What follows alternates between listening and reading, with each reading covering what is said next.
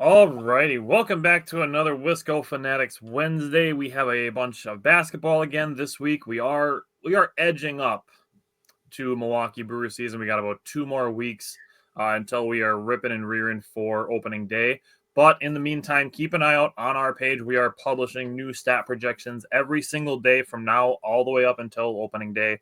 We're going to have some other content that we're going to mix in there as well. So keep an eye out for that. Other than that, let's hit the intro and we'll start with Badgers. Welcome to another live episode of the Wisco Fanatics Show, where we discuss the Packers, Bucks, Brewers, Badgers football, and basketball from an optimistic perspective. Wisco Fanatics is brought to you by Cardboard Legacy, Wisconsin's most complete sports card shop. Buy, sell, grade, and consign all at their location in Oshkosh. Alrighty, so we are back to talk about the Badgers. Now, the Badgers had a split week in the last week to end their regular season. They beat Minnesota and they lost to Penn State, so we're going to recap both of those. Let's start with the Minnesota game. And, Mike, I'll let you start with the guards. How did you feel about the guards in the Minnesota game from last week? Yeah, so it was very interesting, right? You're coming off of a tough loss to Michigan State, and then you got to follow it up with going to your rival on senior day at Minnesota, right? So you keep a couple of those things in mind going into it. Stating the obvious, first off, we definitely missed Max in this game. I don't think there's nobody can deny that at this point. I'm gonna talk about that further. But just getting into it, Kamari McGee, a little bit of a quiet night scoring wise, unfortunately, but he had 0 point. He played 33 minutes. 0 points, but he did have a career high with five assists, so he was able to dish the ball out a little bit and did have 1 rebound. But for the player of the game, from my perspective, and from the guard position was Jack Janicki. I think he had 6 of the most crucial points in this game. I think you could almost argue this entire season with the way this game was going. It was pretty much a rock fight. The Badgers are 2-5 when we don't even score 74 points in the game. So that right there, it's a little questionable given what the final score was. But no, Jack Janicki was fantastic, especially in that second half. He played 22 minutes, 6 points, 3 rebounds, 3 assists. One of the biggest plays of the day was when we were down 53-51 with the shot clock winding down, and he had somewhat of an acrobatic finish with the left-handed layup to tie the game up. And with about 4:47 left, another shot clock situation. He had a tough fadeaway jumper. That was just ridiculously filthy, I think, on his end. For somebody who's basically the 7th or 8th man to come in and do that takes a lot of steel nuts, I would say, for sure. And when you go back into your home state to do that as well, as a walk-on, oh man, he must have been. I mean, I think he said he had anywhere from 30 friends and family at that game. So that's pretty special to do that in front of them. So let me throw something on Janicki really quick. Just in the last 5 minutes, that's what they call the clutch time, is the last 5 minutes. There was 8 straight points scored or assisted by Jack Janicki. Yeah. 8 straight. Yeah. It's insane, right? And then I think the play of the game, almost just about 51 seconds remaining. Shot goes up. He flew in for an offensive rebound that led to it being tipped into John Blackwell's hands, which led to the and one, which basically put the game away. So impressive by Janicki. I'll state this again. We got to get him a Scally if he doesn't have it already. I think it's fair to say he's going to be a big part of this rotation, especially going into next year. Actually, the next 3 years, really, if we want to think about it, because he's only a redshirt freshman. So, he saved our ass, I think you could say, in this game in crucial moments. So, props to him. He was a big part of why we won this game. I saw a lot of people complaining about Kamari McGee, and the thing is in the absence of Max Klesmit, that takes away a huge chunk of your rotation. Yeah, so I think it's collectively, just like what you're supposed to. Yeah, McGee is normally coming off the bench to face other bench players, and that also takes away one of your best bench players because you have to put him into your starting lineup. So obviously your bench is going to suffer because one of your best bench players is now in the starting lineup. These are things that shouldn't be hard to figure out. And the same thing with Kamari McGee, like, yes, obviously you want your guys prepared the best you can, but there's a reason that Kamari McGee's on the bench and not in the starting lineup. I mean, if you want any more 6th man, but Max Klesmit is in the starting lineup because he does things that Kamari McGee doesn't. That's not to disparage Kamari McGee, but again, you're talking about a guy who is normally playing against bench players because he is a bench player. So it needs to be a little bit of grace there.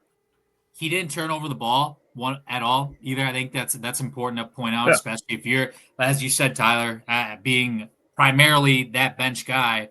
I think one of your ultimate expectations is if you take care of the ball, then you are doing your job. Yes, I'll be the first to say he could definitely improve, but he's at least taking care of the ball. And again, he had his career high in assists this game.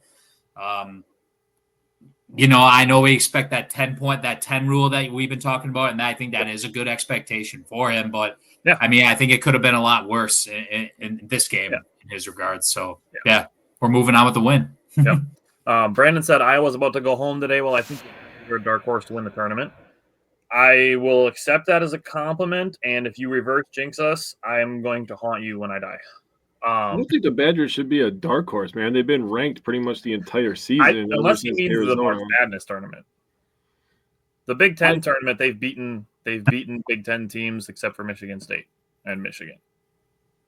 Like they beat we got a revenge. We got revenge to get, man. UCLA, we got opportunities.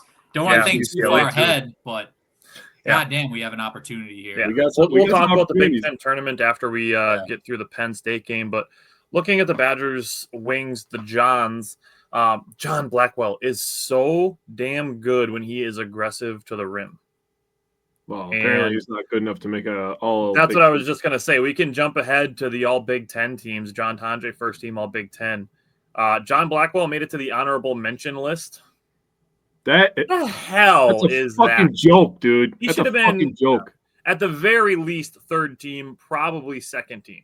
At the very least, third team. You see some of the people that were on the team? At the very least, third team. Yeah, two of the two Rutgers freshmen, I think, were on that. I'm like, dude, one of them was out half the year. Blackwell's got better stats than like three of those guys, too. And then the Michigan State guard, I don't remember his name, that made one of the teams. He didn't even average 10 points per game. Yeah. What a Blackwell joke. averaged 15, 5, and 2.5. Yeah, get the fuck out of here with that shit. Whatever. That shit pissed me off. Whatever. It is what it is. There was a point in the first half he hit Xavier Amos with a great full court pass. Second half, there was a big stretch, part of the Janicki stretch, actually. John Blackwell had a back cut for a dunk from Janicki that ended like a 2-minute scoring drought. He got to the free throw line for 2 points. He had an assist for a Stephen Crowell dunk, and then he hit a three after Minnesota tied the game at 46. There was a stretch where John Blackwell scored or assisted on 10 straight points. So the Badgers guards and wings had their fingerprints all over it. For John Tonje, he is so crafty around the rim with his body control. Mm-hmm. If he was 2 inches taller, he'd be dunking on a lot more people. But with him being, a little bit smaller, he's a little bit more, creative layup package type guy. Mm-hmm. The thing with this one is he was in foul trouble, and his fourth foul got sold by the defender, but you can't give the refs the opportunity to call the foul on you. So, the thing is yes, it looked like a flop. It looked like the defender sold the contact. But just putting yourself in that position to be able to be called for the foul is just something you have to be more careful of, because John Tonje, we need you on the floor. Mm-hmm. I feel the same way about John Blackwell. Can't be in foul trouble because we need you on the floor as much as possible. Agreed. I'll talk about the teams as a whole in a second, but Jake, what did you feel about the bigs? Well, I thought the bigs were pretty good. I liked Mikey's description of a rock fight. This was a slugfest here. The bigs, the three main bigs, I'm going to say Gilmore, Winter, and Crowell, they accounted for 1/3 of the team scoring. They had 25 of the 74, so basically 1/3. Just a nice job by them. They were very efficient. Got some numbers for you guys. So obviously we know that the Badgers won this game, getting their record to 23-7. That is the second best 30-game mark under Greg Gard, and it's tied for the 7th best in school history. Continuing that as they beat Minnesota, that was their 9th straight victory versus Minnesota, dating back to 2020. That is the second longest winning streak versus Minnesota since they had 10 straight from 1912 to 1916. Good God. Right after basketball was invented, geez. We're doing things that happened before the Great Depression, and people are not happy. Just right after the Titanic sank. And we plan on breaking that. We do plan on breaking that. We do. I was hoping it was going to happen tomorrow, that we would tie the record, but it is what it is. It looks like Northwestern's winning right now. We'll just wait till next year to beat up on that ass, And as far as Steven Crowell goes, this was his 146th game as a Badger, which surpasses Frank Kaminsky for 5th most in team history. He also improved to 8-0 versus Minnesota. So imagine being from Minnesota, signing with the rival, and then whooping that ass every time. 8-0 versus them. Never lost. Made the right decision, I think. He made the right decision. I think Guard hit the nail on the head when he said that we've gotten tons of recruits from Minnesota. Obviously, that's very true. We do get a ton of recruits from the state of Minnesota. So, and most of them are big men, which is, big for our team, obviously. Something we're going to get into some interesting conversations versus Penn State when we talk about big men. Mm-hmm. But overall, I thought Gilmore, Winter, and Crowell did their job. They helped us win the rebounding battle. They helped us win the field goal percentage battle. They helped us win the points in the paint, second chance points, and the Badgers won the assist and free throw attempts and percentage mark in this game. So all around, this was a good, gritty win. This showed how good this Badgers team can be going on the road against a Big Ten team and earning a victory. And that's what I think is the biggest takeaway for me, is that the Badgers, they got slowed down to Minnesota's pace.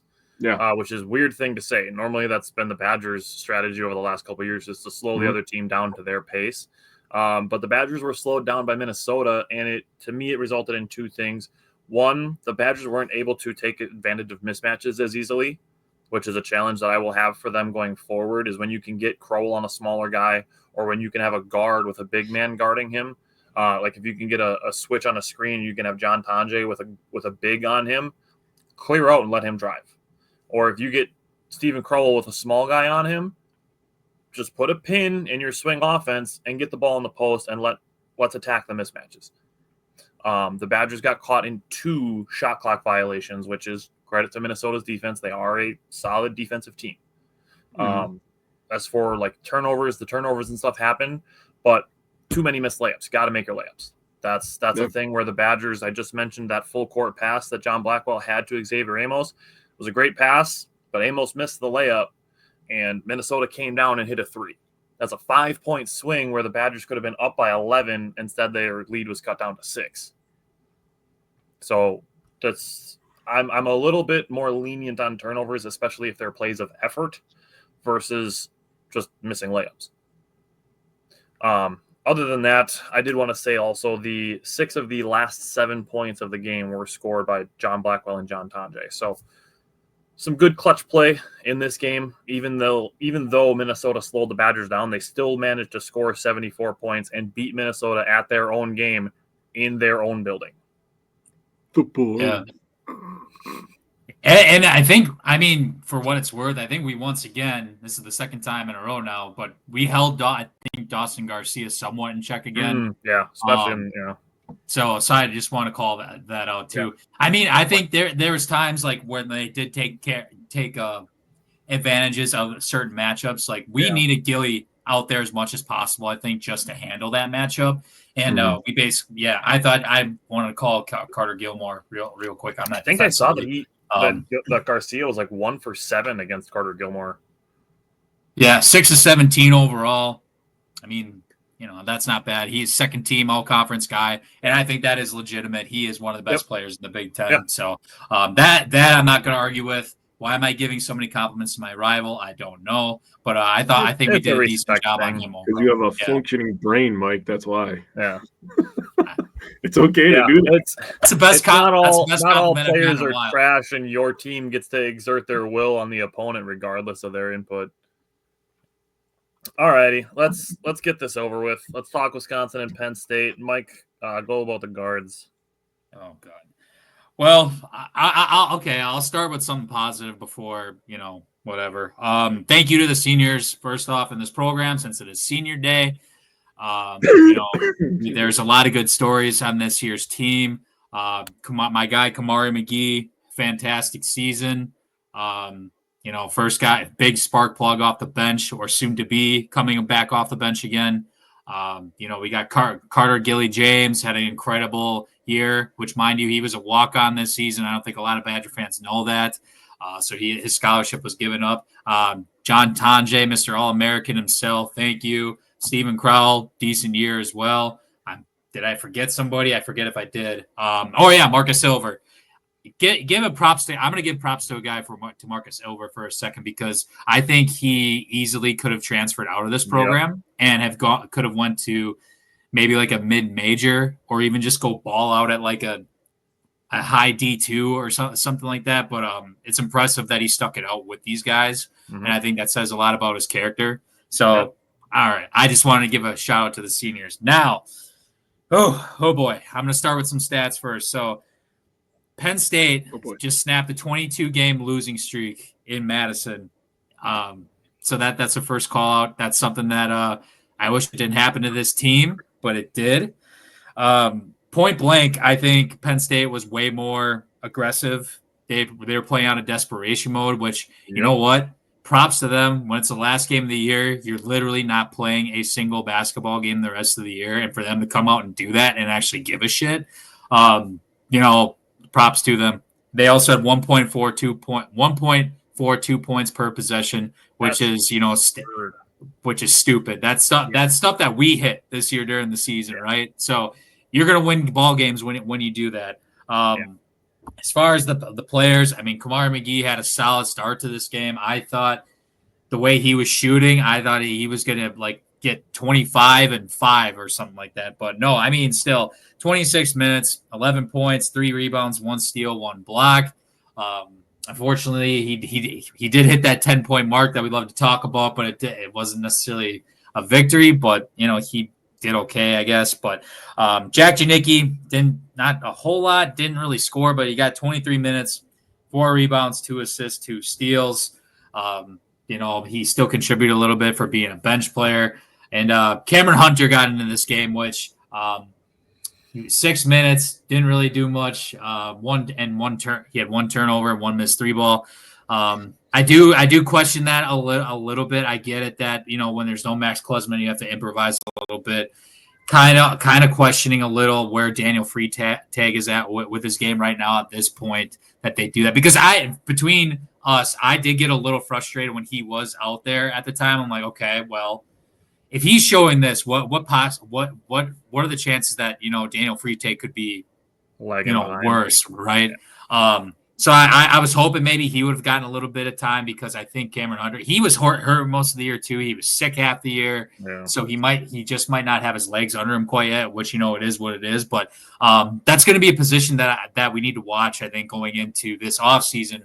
Are you going to rely on Cameron Hunter and Daniel Freitag to get the job done, or are we going to be bringing in somebody from the portal? Which also, it would not surprise me one bit, given the current status. But I think there's something to say for being in rhythm and stuff like that for a guy like Hunter too, for having such sporadic playing time.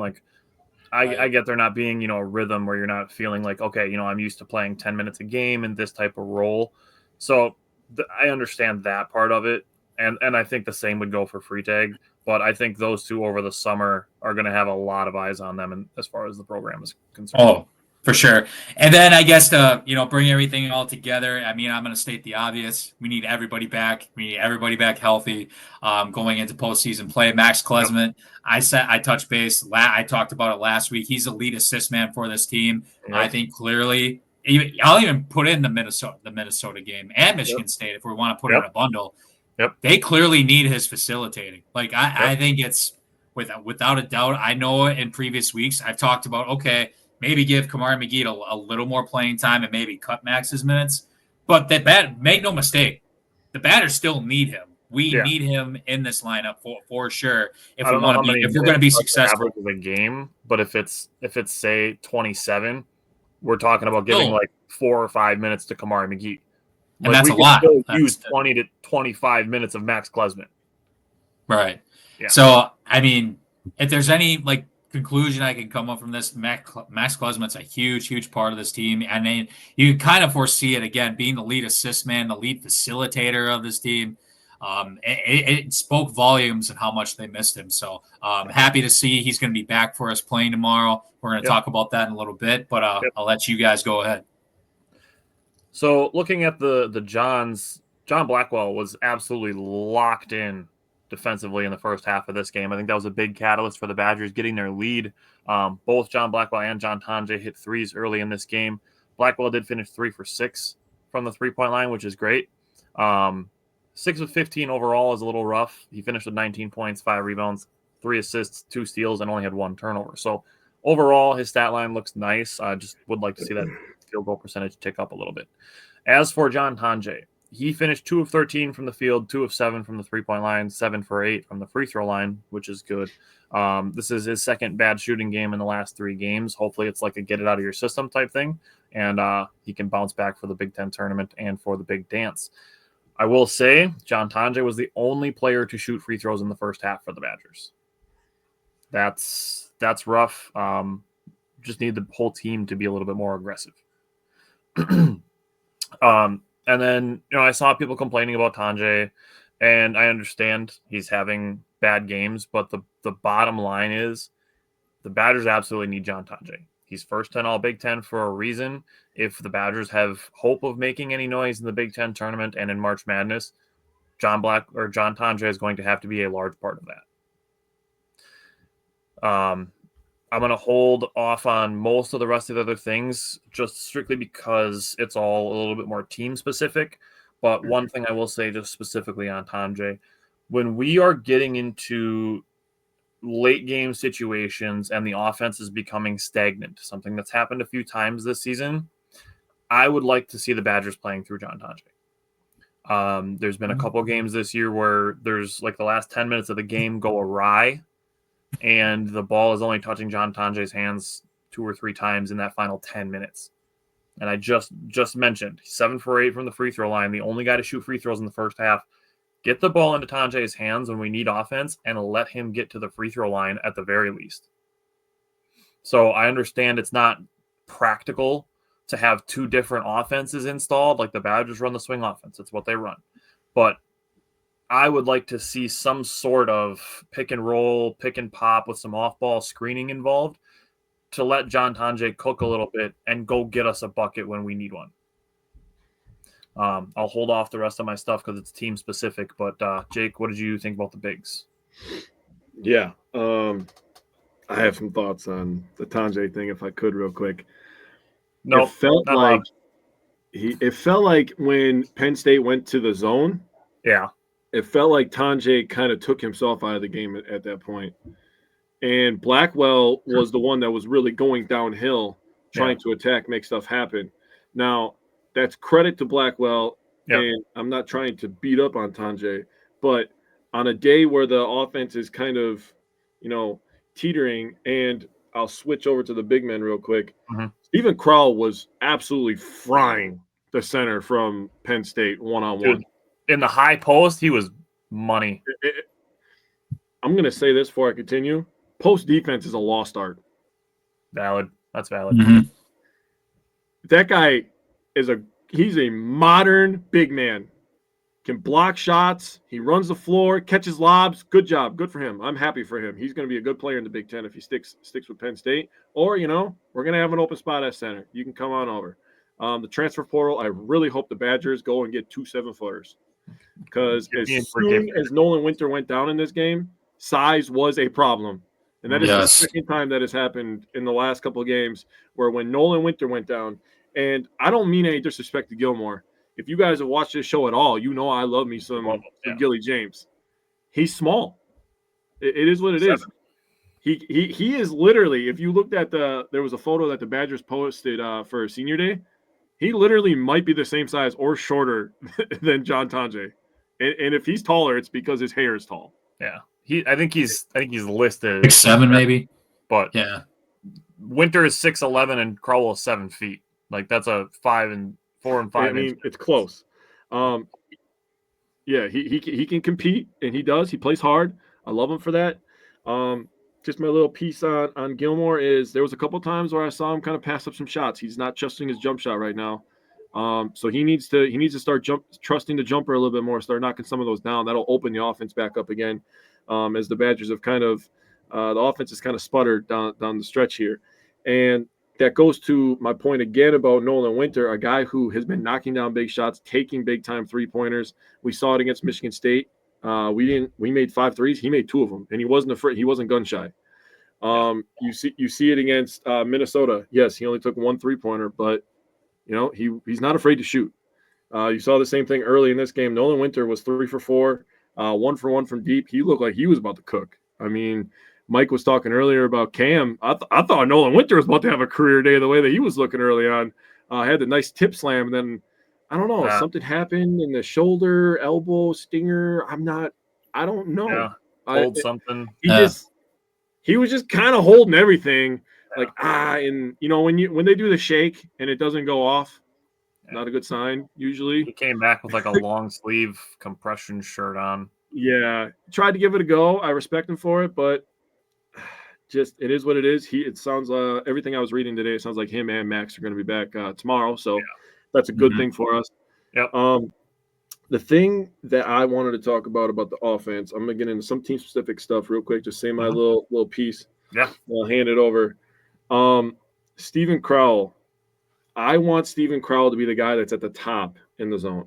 Yeah. And I want Steven Crowell to turn around and shoot the fucking 15-footer. Thank you. Fucking shoot the goddamn 15-footer, or at dude. least act like you want to. You're literally a good free throw shooter. Yes. Literally grab the ball where they're not going to guard you, or they're going to have a tiny dude on you and rise up and shoot it. Yeah. I gave a stat about how he passed Kaminsky for the fifth most games played. I promise you, there's a reason they didn't play zone against Frank Kaminsky. He would have had 50 just from middies. He would have fried you. Yeah.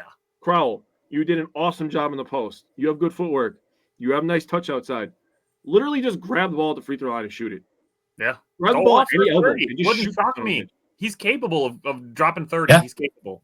I'm like, dude, it's not that difficult. I don't understand why zone offense, which apparently is a lost art for the Badgers right now, because every time teams play zone against us, we forget how to play with the orange ball. But I don't know what's going on. 2 out of 5 guys can handle it. The other guys are kind of just standing and watching. Yes. One, like I said before, Tanjay needs to get his head out of his ASS and go downhill. You're going to fall down, but you know what? You're going to end up at the charity stripe, and you're really good from that area. And 2, Steven Crowell needs to grab the ball at the mid-range. You have to keep the ball moving, whether it's a pass or a dribble. You have to keep the ball moving. You can't hold on to the ball in the zone. All that does is give 4 guys a chance to rest on defense. Yeah. And I understand what they're trying to do by throwing it down in the post and getting a double and then see if they could swing the ball fast enough to get a mismatch. If that doesn't work, you got to go to number 2, and that's just shooting. You got to go to the high post. Put a guy like Amos in. Yeah. And let him shoot the mid-range. And you really not that difficult to figure out. And then you have to knowing how to screen the zone is another lost art, because they did it for Janicki, I think, once, where they were able to screen the far wingman, and then Janicki was able to come and he was wide open in the corner. Yeah, those are the types of looks you can get, but you have to have somebody in the short corner when the ball's on the far side, and then as it's swinging back around, that short corner guy needs to set a screen for your baseline runner. And he's going to be wide open in the corner. Yeah. Run that with Janicki, run it with Kamari McGee, run it with Tanjay, have your guy running sideline to sideline, and just have somebody in the short corner ready to set a screen on that wing defender in the bottom of the 2-3. You will have wide open corner threes for days. We have 2 pretty good guys in this team that are good at corner threes, I thought, right? Yeah, at least 2. Well, then why are we running that for them? That's what I'm telling you right now. I was getting so frustrated at this damn game. The zone offense was just like, oh, God. You guys literally forget what you just did the last 30 games. Yeah. It was frustrating. But, yeah, that's my piece. Crowell just grabbed the ball at mid-range, dude. I watched the whole second half, and I was like, bruh, what are we doing? Yeah. And he's a good passer, too. So as soon as you make 1 or 2 of those, that middle defender is going to start stepping up. I feel good with Crowell in the middle of the zone. It doesn't have to be exactly at 15 feet. It could be anywhere from 10 to like 17 feet. That's yours now. Yeah. They're giving you that. They're literally saying, you can shoot this. Yep. And like I said, once you make 1 or 2, the middle defender that's standing in the restricted circle is going to step 2 steps up. Nolan Winter, all he has to do is cut from the short corner. Carl's a good passer. I trust him to make the pass too. Right. You know what? Now that I'm thinking out loud, I'm kind of just walking myself into more ideas here. Why not just have? I'm sorry, that was just total ADHD. Why not just have Tanjay run the middle right there? Then you force him to be aggressive. You force him to take shots. If he wants to drive with the one-on-one, you have Carl on the opposite block. Why not just have Tanjay run that middle? It forces him to be aggressive and shoot when he wasn't, and Damian wasn't shooting. The only thing I say that might not work with that is because if you have Tanjay in there, with him being the same size as the top two defenders, you can't make that like over the top pass that a big man can go up and get and keep the back defender from swatting it out of the hands. Right. That's the thing I would say that might not work with that. Yeah. But it's an interesting idea. You just have to be able to make a bounce pass to it, I guess. Yeah. The entry I would get be it, a little though. more difficult, but it would put a lot of pressure on the defense if he gets the ball in the middle of the floor, and you're spread out. If you have the right spacing, I could see it working. Yeah. Don't mind us talking X's and O's ideas. No, it's great. Yeah. For me, looking at it, this season has been what I would say is a revelation and a revolution for the Badgers offense. Yeah. There's still people that don't like Greg Gard. It is what it is. It's just going to be people that don't want to admit that Gard has done good things for this program, including bringing guys to the coaching staff that have helped with this revolution that we're talking about. Mm-hmm. Going forward, I'd like to see that happen on the defensive side of the ball as well. For the rest of this season, my challenge to Greg Gard is, in the Big Ten tournament and in the Big Dance, is to devise some sort of defensive strategy for getting opposing big man off their games when they start to take over. I like what the Badgers do on defense overall. I love the big men having the high hedges from like the lane lines extended. That's great. It makes it harder for guards to get like pull up threes off of screens. That's a great start. But we've seen the Oregon game and the Penn State game, double-digit leads evaporate because of the play of big men. Yeah. So my challenge to Greg Gard would be, whether it's doubling down, whether it's fronting the post and having a weak side help defender, something like that, something to get opposing big men off of their games when they start getting in rhythm. Yeah. So that said, anything else you guys want to say on the Penn State game? No, please no. Yeah. Okay. So the opportunity to move on starts tomorrow. Northwestern did defeat Minnesota today. So the Badgers at approximately 1:30 tomorrow. It's like 25 minutes after the previous game ends or whatever. But it's going to be around 1:30. We'll play Northwestern. If they win, they will play Friday at the same time. And if they win, they will play at noon on Saturday. And if they win that, the championship for the Big Ten is Sunday at 2:30. That said, as far as the Badgers season goes, Andrew said the Penn State game ruined my parlay and also make me feel more righteous being a Marquette fan.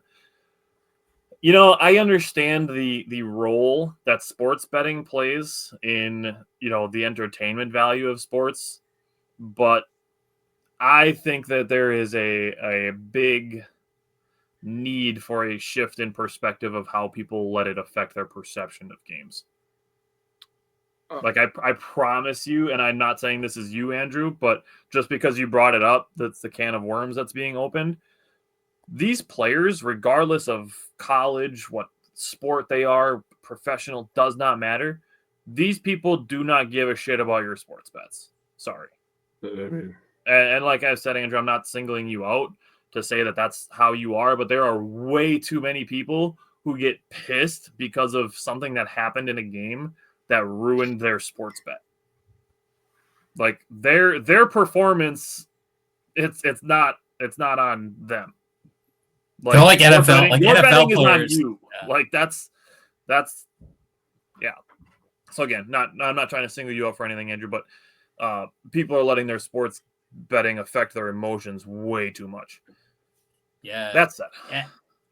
I'm a part of that a little bit. Not a part of that, but like I know plenty of people that will just like strictly gamble just for the entertainment factor and they don't actually know anything much about the actual players or teams in general. Like, Yeah.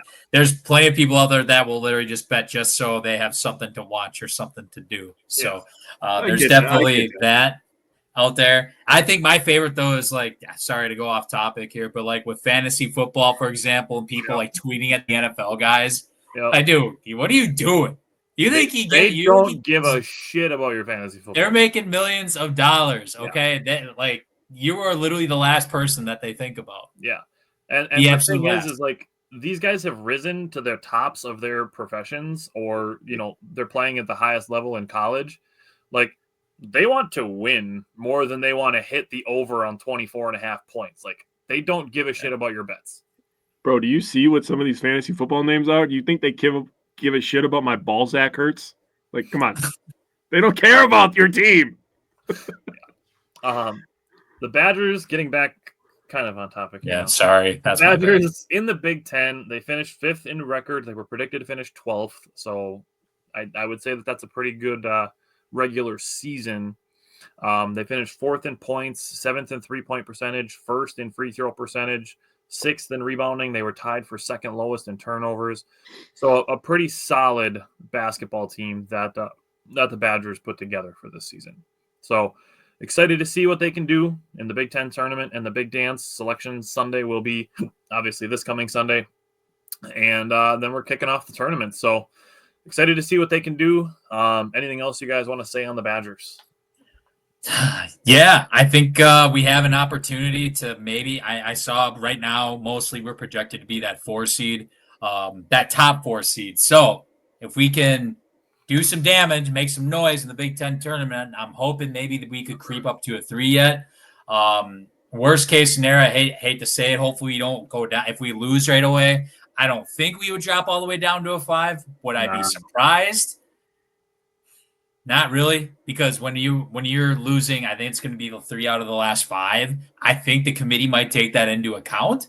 So I do think at the end of the day we are going to be a 4 seed. But if we did hypothetically we do lose tomorrow, it's not going to surprise me if we end that top spot in the 5. I hope to God we don't. There's a lot of scary good mid majors out there that I'm definitely worried about. But I think we still have an opportunity to get that 3 seed. And if we get that 3 seed, I bet that we're going to be playing Milwaukee, right? I don't know if they would give that to us as a 4.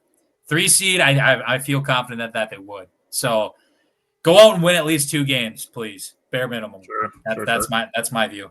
Yeah. I think if they, like you said, I think if they go out beat Northwestern, they'd have to play UCLA after that. I think if they win both those games and say they lose a heartbreaker, or they win a crazy game versus Michigan State, I would be far-fetched to say that they probably guaranteed themselves a 3 seed at that point. If they beat Michigan State, they're a 3 seed for sure. For a 3 yeah. seed. Yeah. They don't even have to win the whole tournament. If they win the whole tournament, dude, they're going to be the 3 seed in Milwaukee if they win the Big Ten. Oh, 100%. 100% they would be. Steve said he's pumped to go 17-15 in the opening round of the tournament. I'm happy for you too. I'm not going to be 17-15. All righty. Be like 10-22. Maybe. I just usually hope to get in the 20s in the first round. If I can get in the 20s right and get most of the big ones right, maybe a couple upsets here and there, then we're good. All righty, Mike, we will have you back next week. Hopefully we have 2 or 3 or 4 games to discuss, and then we'll be getting ready for the tournament. So we will see you next week, and go Badgers. Yes, sir. Go Bucky. Later, fellas. See ya. Alrighty, so now you and I get to talk about the Bucks, and we get this a little bit backwards from how we normally like it, of having bad news first, good news second. But this week we get to discuss 1 really fun basketball game, and then 3 really tight, kind of annoying basketball games, I guess is the best way to say it. So we can start with the Bucks and the Mavericks. Now, listen. I'm just going to preface this because I know it's already going to be, but it was the Mavericks. They don't have anybody healthy. We get that. I promise you, we understand that we know the Mavericks are playing depleted. Yep. That said, even though the reserves played essentially the entire fourth quarter, the Bucks scored a season high 137 points. And had their largest margin of victory this year. Touché. And the big thing that I take away from this game that is irrelevant to the opponent is being 17 of 19 from the free throw line. Yep. That's a big thing. That does not matter. The shorthandedness of your opponent does not affect the number of free throws you make. Yeah. So it's good to see the Bucks shooting well on the free throw line. I'll let you give some takeaways, and then I'll throw out the rest of the stuff that I have. Yeah, so Dame and Giannis didn't play a single second in the fourth quarter, and Dame ended with 34, 3, and 5, and Giannis ended with 32, 15, and 4. And he played 3 quarters. He was a plus 30. Dame was a plus 28. Dame 5 of 8 from downtown. Brook Lopez 2 points, but plus 28 on the floor. That's tremendous. No, we need our center to score more points. Yeah. He took one shot and he made it. Yeah, and then he just played defense. Kuzma 17 points. He was plus 14. Taurean Prince, he was 1 for 6 and 1 for 5 from the field, but he was still plus 27. Yep. Overall, the starters. The same things written down in our notes apparently this week. Yeah. Oh, sorry. The starters together all scored 60, or they shot 65% from the field. So that's just outstanding numbers right there. AJ Green, 18 points, 6 of 9 from downtown. He was very good, 6 of 9 overall. I should just say 6 of 9 overall because he barely takes a 2. I'll just note next time he takes a 2-pointer, that's when I write it down. Got to give a shout out. 30 minutes too. What's that? He was the only player that played over 30 minutes in this game too. Yep, he was just shy of 31 minutes. He was the only guy over 30. Yeah, he was. Kevin Porter Jr., 10 points, 11 rebounds, 14 assists, his 3rd career triple-double. He also tied a career high in assists in this game. In his other 2 triple-doubles, one came in March of 2022, the other came in March of 2023, and now March of 2025. So apparently he likes the month of March just like everybody else. So good for him.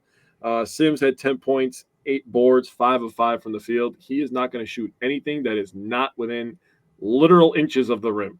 He's going to be in the restricted circle, and that's it. That is where he goes because he jumps very high. Yeah. Bucks 7-1 in the 8 games since Bobby Portis suspension. They were 2-5 in the previous 7 games this year.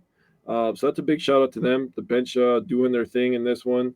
The starters doing their thing in this one. And like Tyler said, yes, we understand that the Mavericks are depleted. It does not matter because what I took away from this game is the Bucks did a really nice job on offense, creating open looks for others and trusting each other. And that's a topic of conversation that's going to come in handy later when we talk about some later games. And on that point, the Bucks were 16 of 35 on threes. That's 45.7%. That's brilliant. Do that every single game, and the Bucks are going to win a lot. Oh, yeah.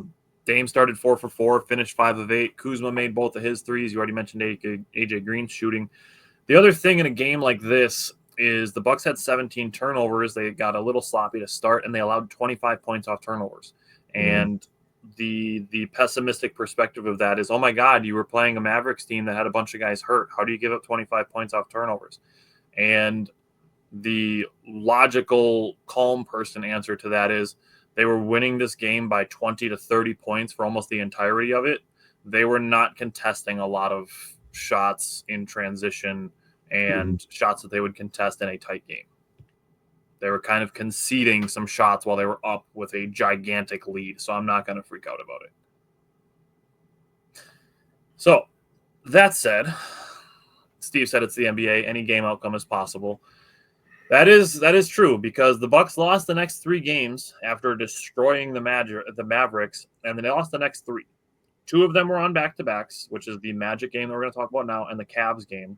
And then the Pacers game that they lost last night. The Magic and Pacers games they lost were a combined 3 points. And I understand that losses count as losses because I say the same thing when the opposite happens, that wins count as wins. The other thing that I say all the time, there's no back-to-backs in the playoffs. Yeah. So just going to run through some of this stuff on the Magic game. Bucks were 11 of 23 on threes. It's 47.8%. The Magic are a good defending team. That they kept the Bucks off the three-point line for a chunk of this game. That's why they only took 23 threes. 12 turnovers isn't bad.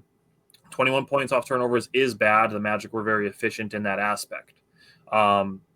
the other thing that I'm going to say on the team as a whole is the ball movement needs to improve.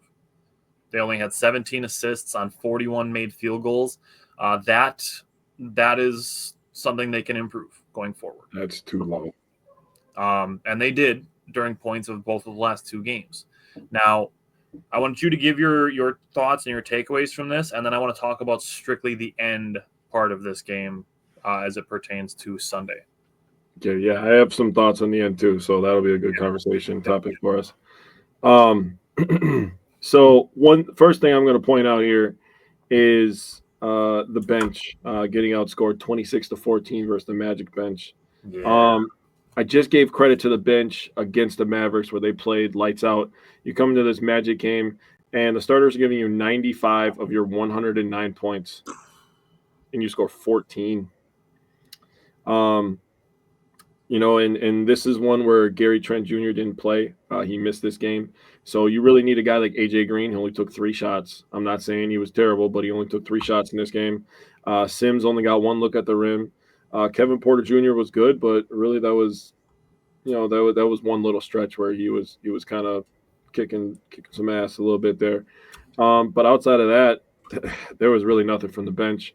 This is one where I came away where I just gave that stat about Bobby, and the reason I did that is because I feel like if the Bucks had Bobby, they win this game. Because Bobby Portis is going to shoot the ball, he's going to be aggressive, and he's going to go to the rim and force the issue. So the bench scoring is not going to be as much of a problem. I'm really, really interested to see how Kevin Porter Jr. and Bobby play. I think that's going to be really nice. Kevin Porter Jr. has shown himself to be a underrated playmaker. Did not think that he had that in his game. Yeah. And Bobby Portis is smart enough to understand where to go, especially on the offensive side of the ball. So I think that's going to be a really nice duo when Bobby does come back. And we're getting close to that now too. Yeah. We're a bunch of games into it now at this point. So that's inching up. That means the playoffs are getting closer. I believe yesterday they said that we're about a month away, a month left of the season. So playoffs are coming. The thing that I really wanted to point out is people talking about Dame. Dame had a good game.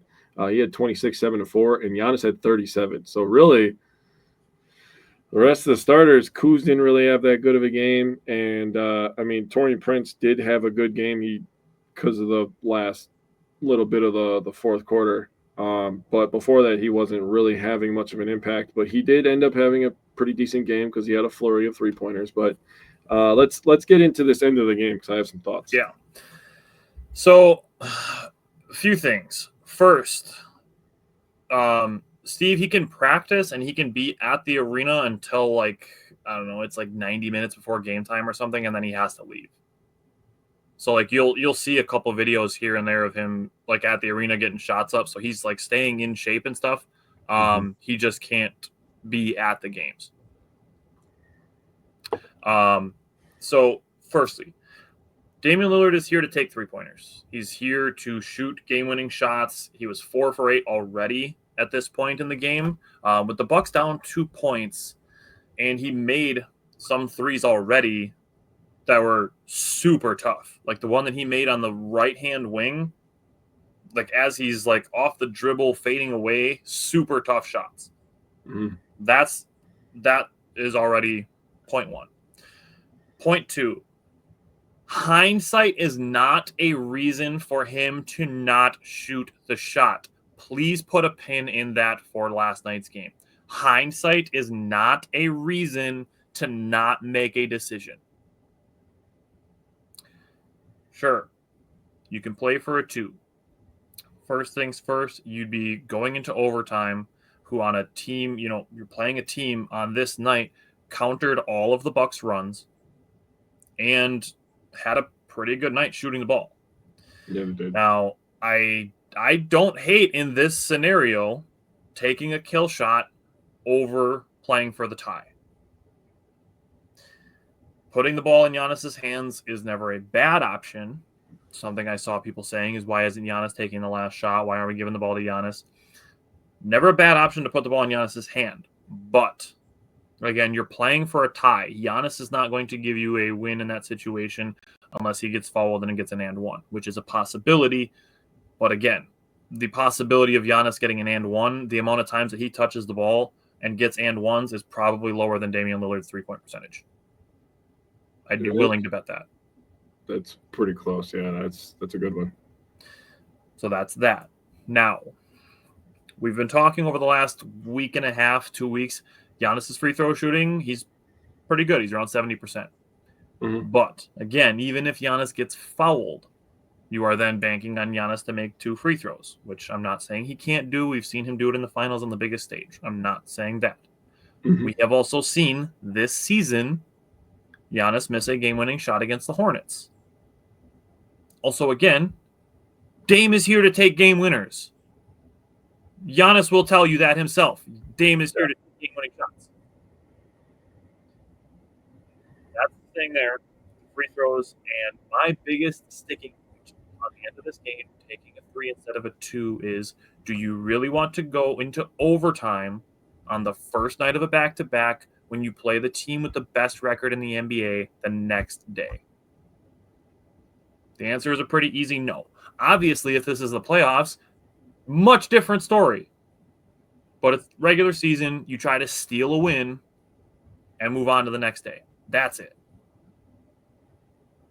I don't know if you have the same thought or if you have the opposite side of the coin viewpoint.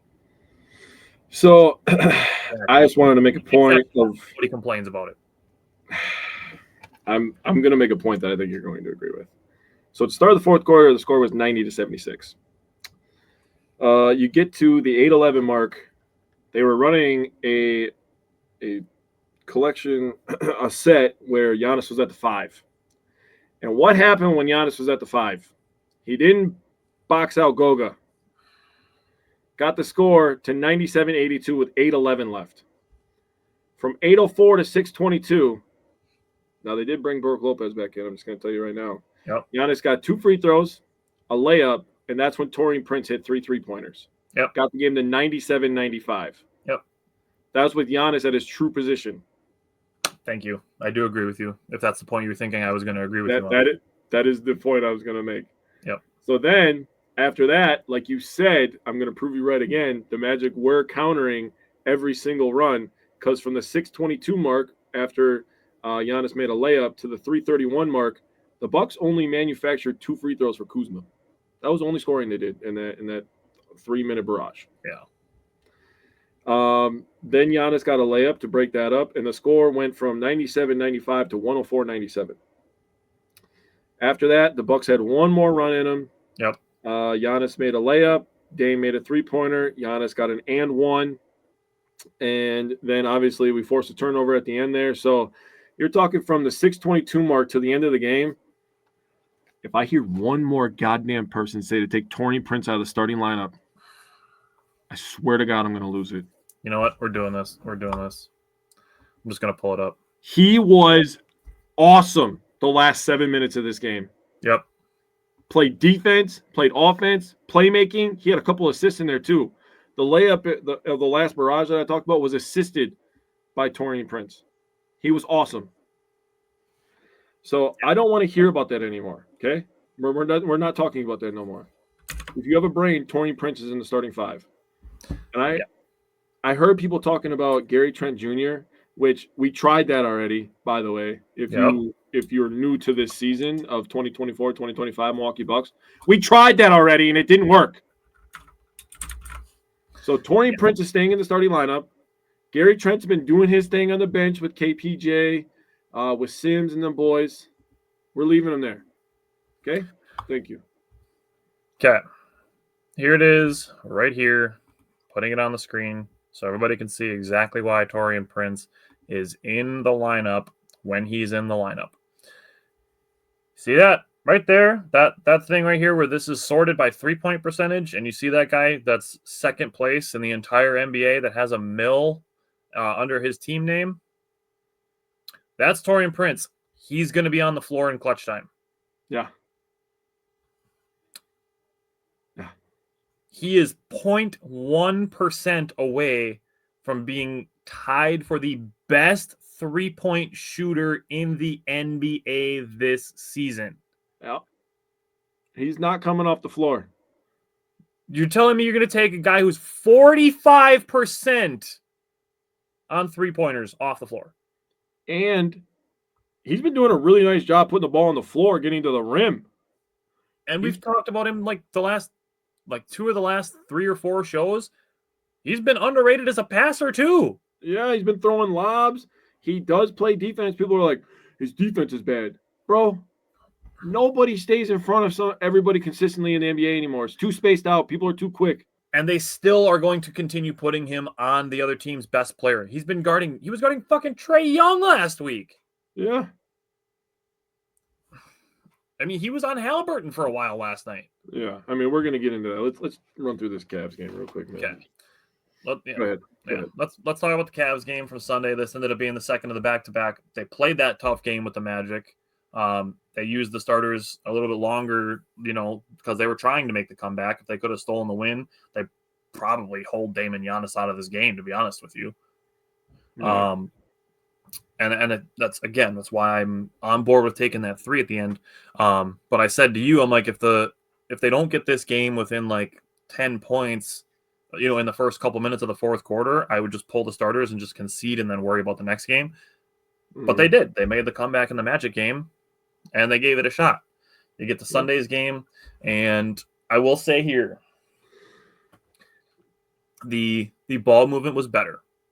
It didn't quite show up in the stat sheet. That 17 assists on 39 field goals is still low, but in my opinion, the ball movement was better, and guys just weren't hitting their shots this day. And the 3-point numbers go to show it. They were 2 for 7 to start. They finished 9 for 31 with 29% legs. It's the second of a back-to-back. That's all of the legs. In my mind, this is, and you can tell me if you agree with this, I don't think you're going to disagree. When those types of games are happening, this is again, specifically the second of a back-to-back, when the ball movement is there and the open shots aren't being knocked down, in my mind, I see Giannis and Dame playing a little bit more isolation, just because they're seeing that the looks that they're generating aren't resulting in finished possessions, and they, as alphas, we have 2 of them, we have 2 alphas, take it upon themselves to go get a bucket. Yep. And to a degree, I don't want to go to like a Kobe Bryant level of ball hogging, but to a degree, you want your best players to have that mindset. You want them to have the mentality of, okay, my team is struggling. Let me go get us a bucket. Yeah. I want Dame and Giannis to have that attitude. So I do understand that you don't want to play a bunch of isolation-heavy basketball, but I also understand from the star player mindset of wanting to be the guy to go get the bucket. Now, yes, the Cavs swept the Bucks. 2 of them were the first 2 games of November. The Bucks were 2-6 after those games, or 1-6 after those 2 games. And the third game they played against the Cavaliers was December 20th. So we've played 1 game against them with our new rotations and lineups and players. Yeah. So I'm not putting a ton of stock into that. Yeah.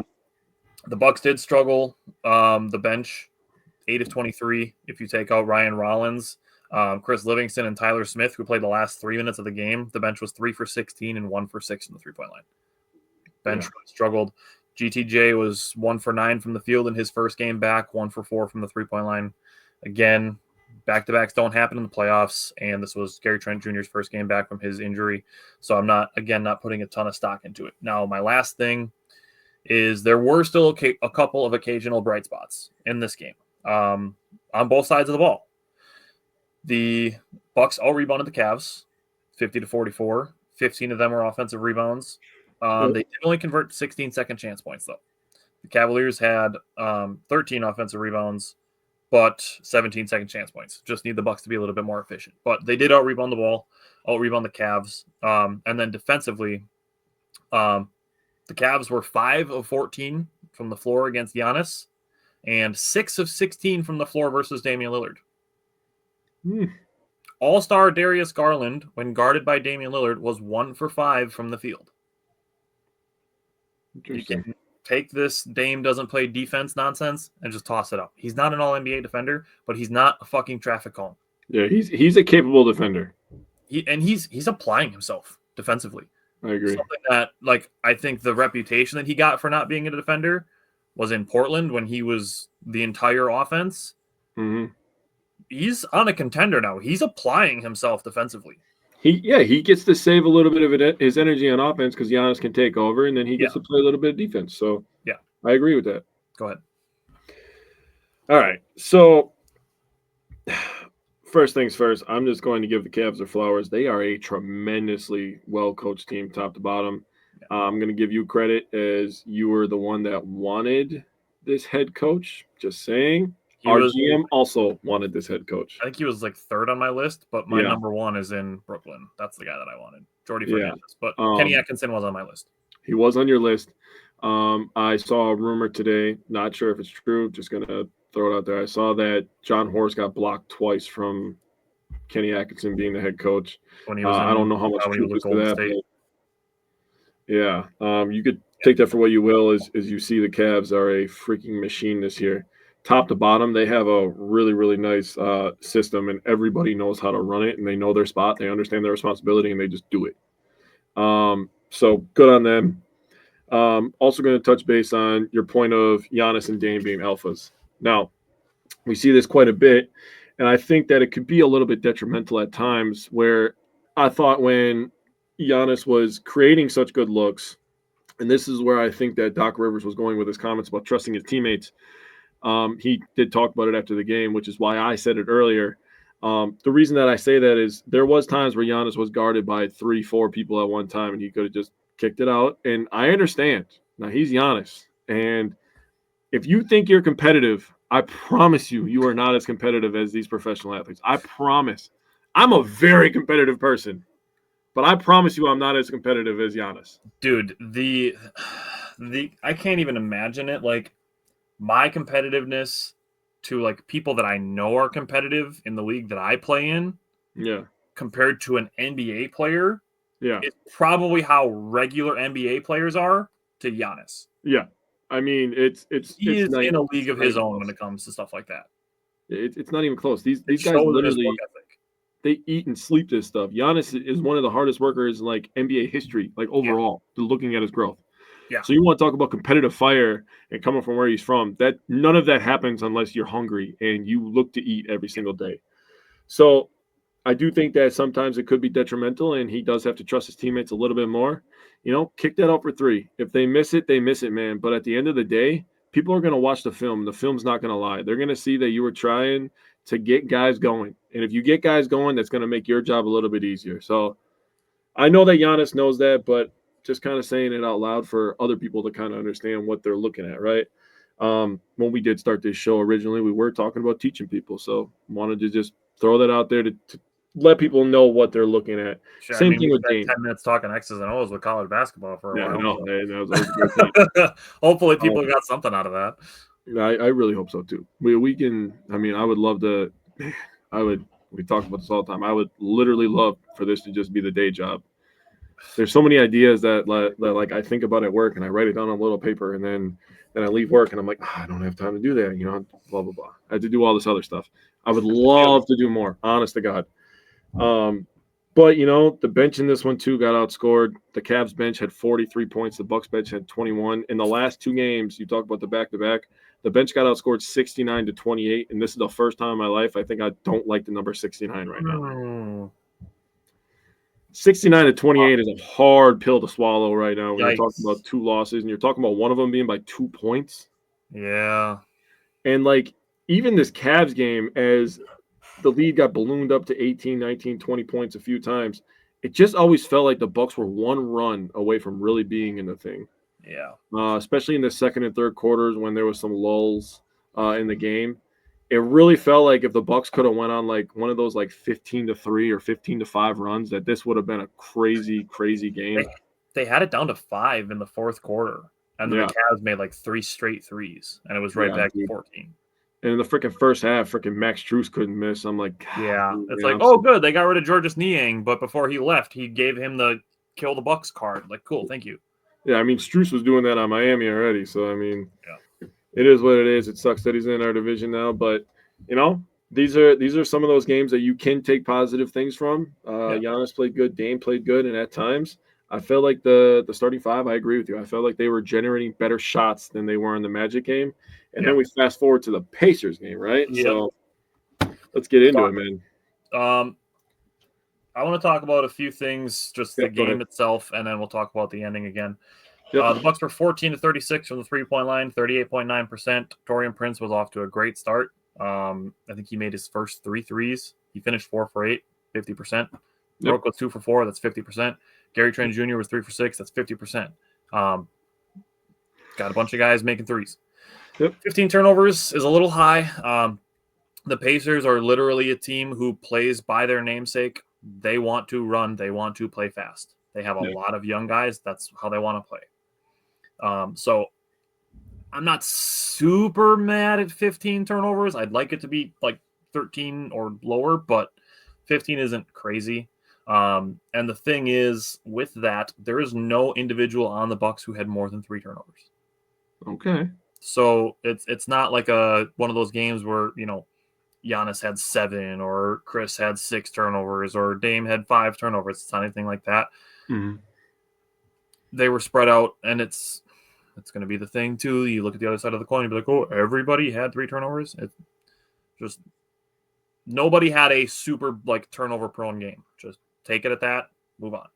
The Pacers did turn those turnovers into 23 points off of turnovers. That is high efficiency from them. That's the kind of thing you have to try to correct more than not moving the ball because you're afraid of making a turnover. You just have to apply your defensive strategy. Not strategy isn't the right word, but your defensive effort to not allow your opponents to score off of them as frequently. Now, this game had 21 lead changes. That is an insane amount of lead changes for a basketball game. Yeah, it is. So this was a very tightly contested game. Give me your thoughts, and then let's talk about the ending. Okay. First of all, Pacers are still front runners. Okay. Halliburton might be front runner of the century, dude. Seriously. Especially when they're in their building. Yeah. He is front runner of the century. Like, if you're gonna do the Dame time, do that thing loud. Don't be hiding it. Wait until after the final buzzer when Giannis misses a 3. If you're gonna do the thing, do the thing. Yeah. Okay? Stand on business. Sick and tired. Do it when you lose too. Yeah. Yeah. I mean, you made a crazy shot. I mean, I saw the numbers today. That was the 5th time that shot has ever happened in the history of the game. 5th time ever. You know how many of those have been attempted? My God. I don't want to know. The percentage on that would be insanity. Yeah. Now let's talk ball. Okay. So you said Taurean Prince, great game. Yes. He was shooting a 3-ball good, and he was getting into the teeth of the defense and finishing. Also trying to pass the ball. So he did a tremendous job. Brook Lopez was phenomenal in this game. 5 for 5 in the 4th quarter, 11 points. He ended with 23 points and 7 rebounds. Also protecting the rim. He's not going to average that. We got to get that out of the way. He's not going to average 23 and 7 at 35 years old. No. Just need to get that out of the way. Like, he's good. He's capable of having these games like this. Yeah. He's not going to average this. His usage is not going to be that high every game. Please get that through your heads, people. He's not going to average 23 and 7. Yeah. It's going to happen once in a while, though. I do want to give him credit, though. He was doing a really nice job with that push shot. He had great touch in the 4th quarter. It went from about 15 feet. I was like, whoa, it was all net. He was doing it against their zone, too. He was getting catches at the elbow. Yeah. Giannis, they were all sinking down to keep Giannis away from the rim. And Brooks like, okay. I'll take floaters. Yeah, he did a tremendous job. Gotta talk about Kevin Porter Jr., dude. What a tough game for him, honestly. Yeah. Just getting whacked in the chin, whacked in the jaw, freaking smacked in the eye. I'm like, dog. And every time it happened, he got called for a foul. Yeah, I'm like, Doc, take this guy out, dude. Protect him from himself, because Jesus, Neesmith was trying to take him out, or was it? No, it was Matherin. I'm sorry. Matherin, yeah. Matherin was one that hit him twice. And he did get called for 2 fouls. Want to give credit to Dame and AJ Green. I texted you this last night. I thought the 2-man game between Dame and AJ Green was beautiful. Yeah. They generated a lot of open looks. And this was to get Dame going, really, because Dame was struggling to shoot. We lost this game by 1 point, and Dame went 4 for 14. He had 11 assists. He was doing a nice job passing the ball, dropping it off to Giannis a few times. But I'm telling you, man, Dame, if Dame plays his regular game, the Bucks win this game by 10.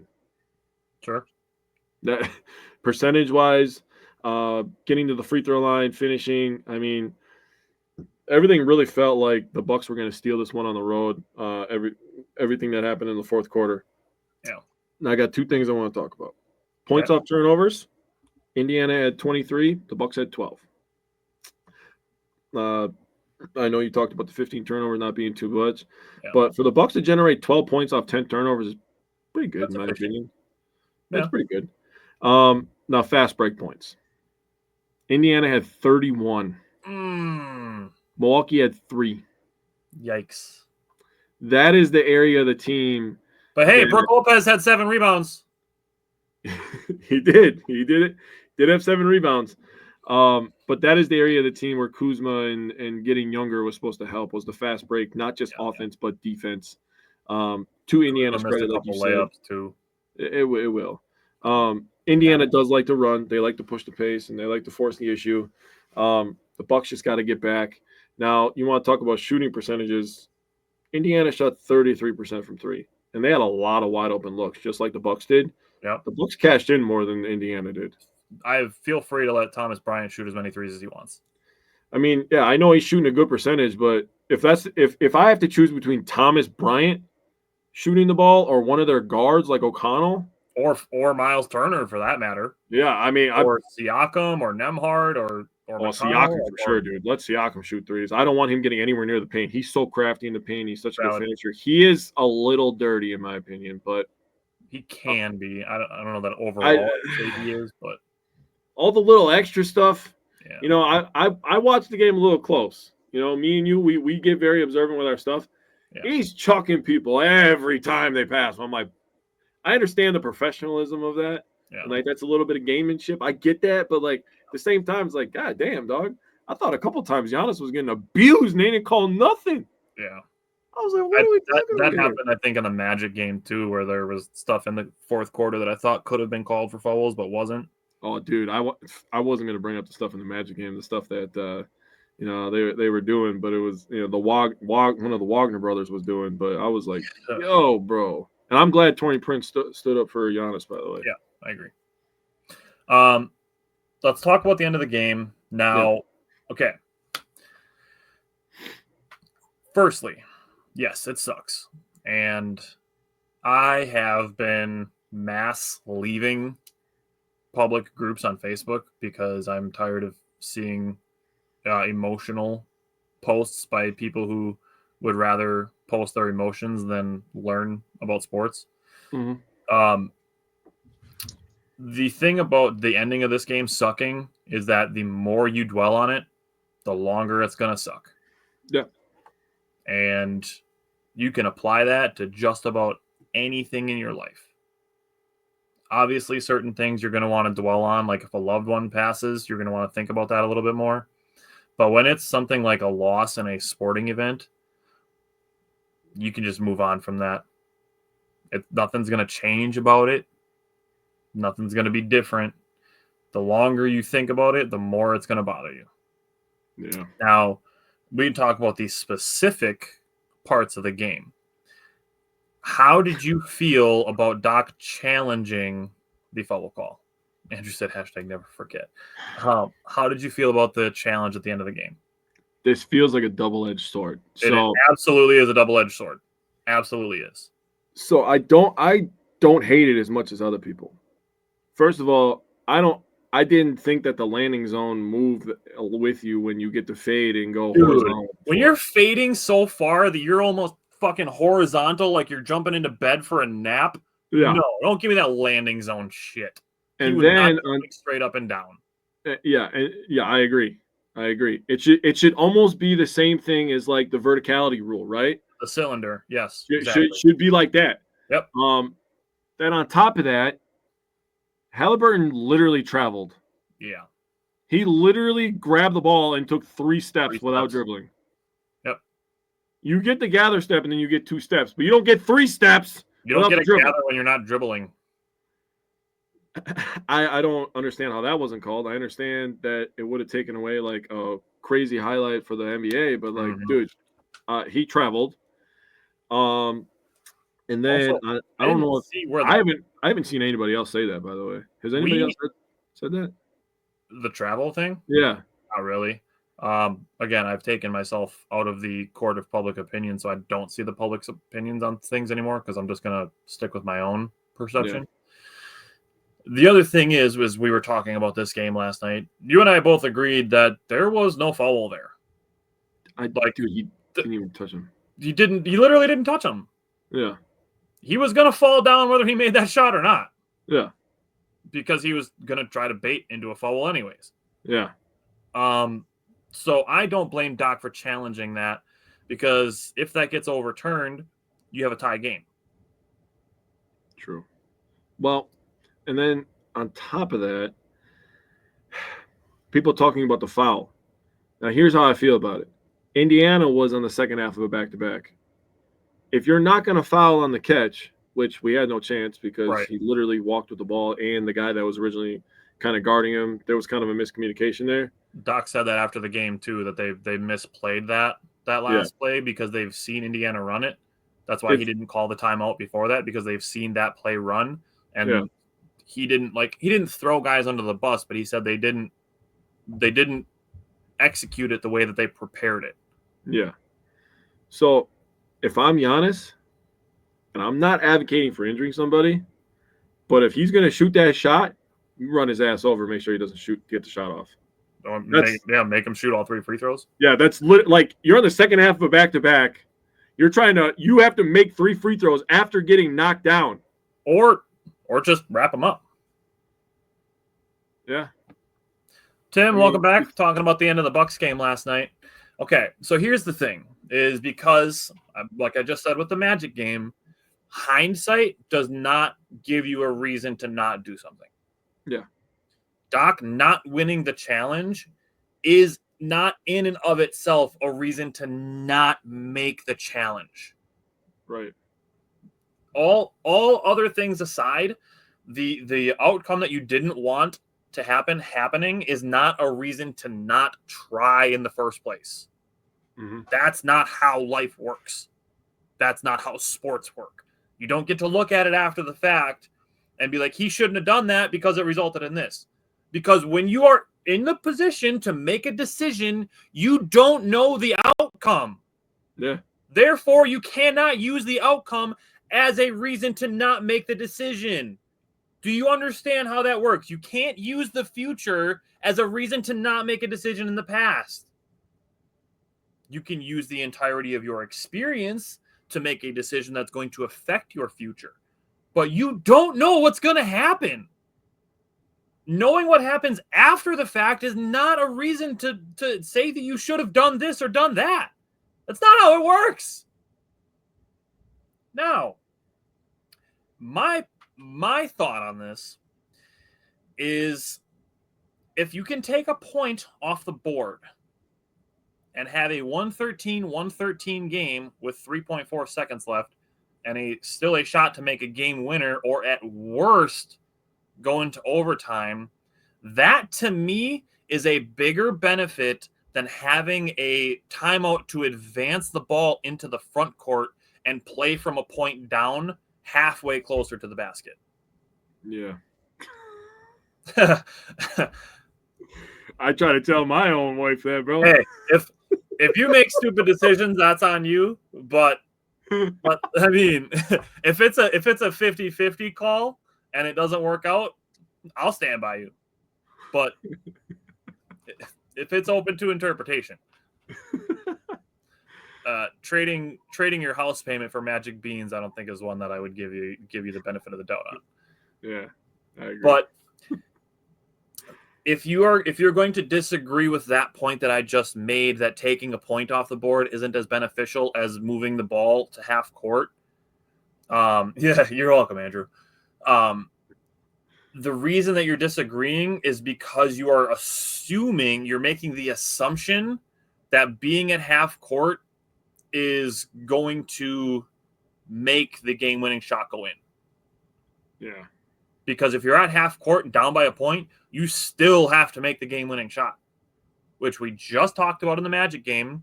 Dame missed one, and I brought up the previous that Giannis missed one against the Hornets. So there's no guarantee that you're making the game-winning shot. Now, I understand that you can get a potentially a better look at a game-winning shot, but you are still down by a point.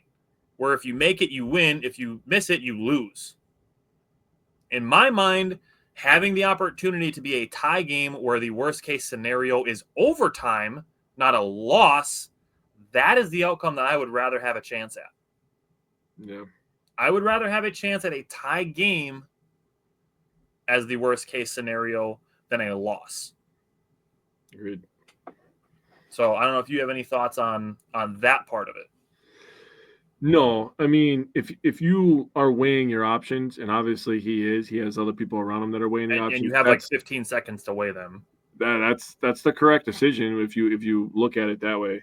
Now, people are all complaining because, we could have had a timeout. And, God, I always have to call him up. But Nathan Marzon, he was going crazy last night talking about the Bucks deserve to lose. They deserve this. They didn't stand a chance. They played bad defense. They didn't do – I'm like, bro, they played good defense too. The Pacers are a good offensive team, bro. They score on everybody. Never wants to give credit to Brook. Didn't even bring up Brook being 5 for 5 in the fourth quarter. You know what? Instead of giving credit to Brook, you know what he categorized it as? Is Giannis took one shot in the fourth quarter and Dame took 2 shots in the fourth quarter. Don't want to talk about them resting for damn near half the damn quarter. Giannis didn't come until the 7 or 8 minute mark? Something like that. And then on top of that, every time Giannis touched the damn ball, there was 2 or 3 Pacers around him. You want him to just shoot it? Yep, fuck it, send it. I mean, he's made shots like that before, yes. But the smarter play is for him to drop it off to Brook Lopez to make a shot. Which he did. And Brook Lopez was paying him off. Yeah. I'm so sick and tired of these influencers with tons of followers for no goddamn reason talking like this, and then the rest of the fan base follows. Yeah. Well, okay, listen, we've had the conversation. We've thrown out the phrase that misery loves company. Yeah.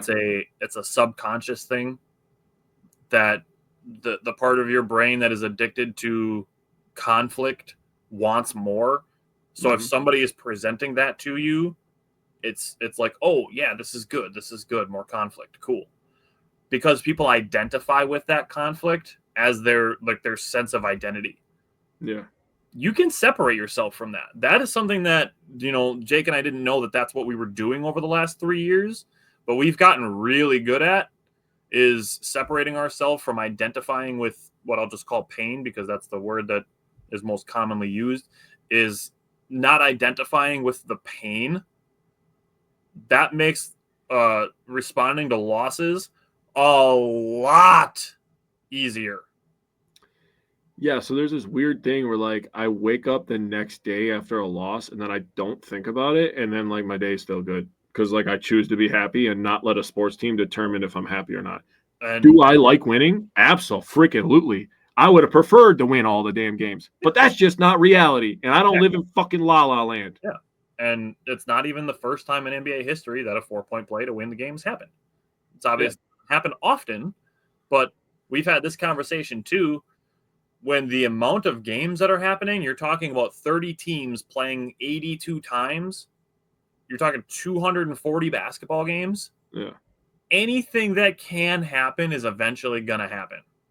I mean, we have a guy on our team that has done exactly that. Win a game with a 4-point play. I mean, we've had the MVP conversation a bunch of times too, but Jokic literally just the other day did something that's never been done before. Yeah.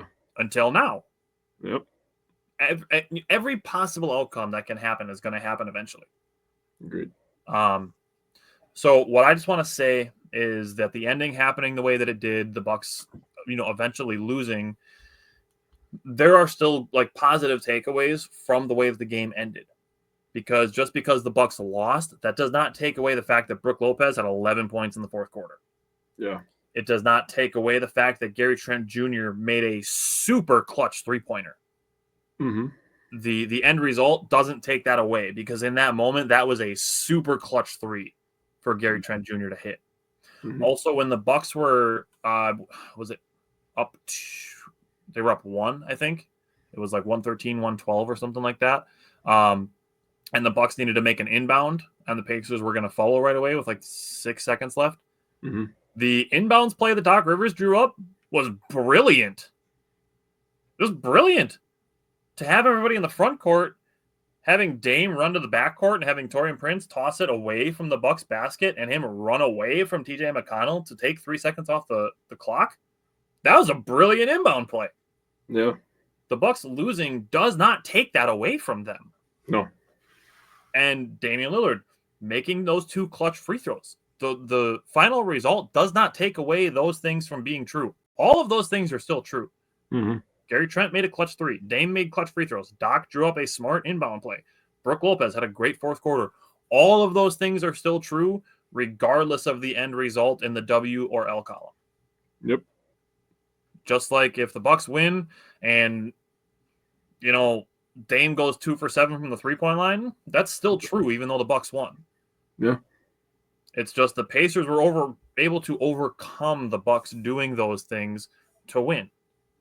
If the Bucks have a bad shooting game and they still manage to win, that's them overcoming a bad output of some sort to still be able to win games, which is something that we highlight when we see it. Great. So again, this thankfully wasn't a playoff game. Yeah. And the Bucks will live to play another day. The Bucks are still closer to the 3 seed than the Knicks are to the 2 seed. So just want to throw that out there. The Bucks at the 4 seed are 5 games away from the Knicks. The Knicks are 5.5 games away from the Celtics. So the Knicks are closer to being the 4 seed than they are to being the 2 seed. Just throwing that out there. The Bucks play tomorrow against the Lakers. They have a rematch against the Pacers on Saturday, and they play the Thunder on Sunday. So they get to play the second best team in the NBA on a back-to-back on another Sunday. So cool. Thanks, NBA. Love that. Your scheduling sucks. And then Tuesday, they start a West Coast road trip that starts with Golden State. So those are the 4 games that we will have next week. Is there anything else you want to say on the Bucks? Really, I'm hoping in these next, couple games they can, they need to win the next 2, in my opinion, gain a little bit of momentum. If they lose that Thunder game, it will be nice that they're at home. If they lose that Thunder game, it is what it is. Then hopefully 3 in 1 week is really would help shape up how the playoffs look. Got to get this next one against the Pacers. Got to give them a little get back. Yep. Lakers are kind of limping without LeBron. It's crazy that the best player on that team is still 40 years old, dude. That's absolutely insane to me. Yeah. I mean, Luka's still Luka. He can still make some amazing shots, but he's actually been really inefficient since going over there. The Thunder, I hate that we have to play the Thunder on a back-to-back twice this year. It is what it is. Obviously, we saw what happened when we played them. When we didn't have to play them on a back-to-back. We smacked that ass. Well, I mean, yeah, and then the Warriors, of course, we play the Warriors. Like 3 guys, and they won by 25. Yeah, I mean, of course, we play the Warriors when they start getting on fire. But it's time to ramp up for the playoffs. Hey, they got to play the Bucks coming off of a pretty strong stretch since the trade deadline. So that's fair. They're still what, 8-3 since the deadline? Yeah, 8-4 now. Yeah, I think since the deadline. So that's a 667 win percentage. So got that going for us. Yeah. Other than that, definitely stay tuned. Looking at our page, we are posting more and more Brewers content again, as we are about 2 weeks away from opening day. So keep an eye out for that. Lots of stat projection thoughts coming out over the next couple of weeks, and then some other stuff that we're working on behind the scenes as well. Other than that, I will see you next week with some more basketball, and we are this close to baseball season. So we're gonna have Brewer games coming up soon. So what else you got?